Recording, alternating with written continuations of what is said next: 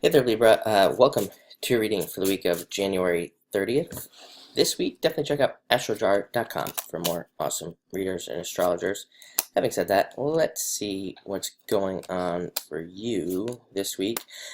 A lot of change this week, and a lot of the other signs had very similar messages about changes coming in, about things changing, and you definitely have a very similar message. These are positive changes. These are good things. You have mostly positive cards here, so I would expect them to be positive. But you start off with the Two of Hearts. Very good card for love, and I also feel like for most of you, this is for those of you who are already in a relationship. I think that your relationship could be very supportive for you this week. I feel like for the rest of you, a lot of you could just be meeting up with a situation, like a new job or a group of people, like a new group of friends or something along those lines. So I think that for most of you, this is actually situational. Just meeting up with something that makes you really happy. The Hearts cards are cards of happiness, so I think there's a lot of happiness coming in for you. Next, you have the Five of Clubs card of adventure and going on adventures, traveling, and doing all these exciting things.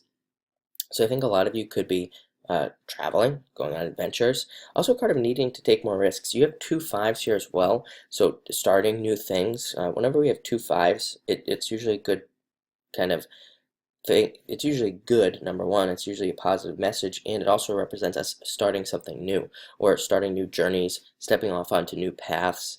So things like getting new jobs, starting new relationships, all sorts of things like that. Very positive, very good message. Next, you have the Death card. So again, leaving something behind that you no longer need, transforming past obstacles even, and seeing new things coming into your life. So very good card to have. And again, I want to stress, it's very interesting that you have these two fives here. Your next card is the Five of Diamonds with the Death card. Death, leaving stuff behind, starting over. Fives, starting something new. Very interesting. Five of Diamonds represents a good time to start something new. Literally, some of the older meanings of the Five of Diamonds, it literally would just say a good time to start something new. So very good for that. Kind of gives you a little bit of a kick, if you will, towards a little bit of a boost when you're starting something, mostly a business, a job, something having to do with money or an investment, investing in something, but could also be a relationship as well. Again, it's just a kind of like a boost card, gives you that boost of energy that you need. Very good, but it's a very good card for making money as well. Very good card for exchanges. If you're selling anything like a car, or if you're in sales or anything along those lines, very supportive, very positive for you this week.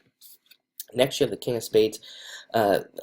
A card of justice. So a lot of you could be seeing justice this week in certain areas, and even if you're involved in something legal, you could be seeing some legal matters being taken care of or fixed or corrected with this card.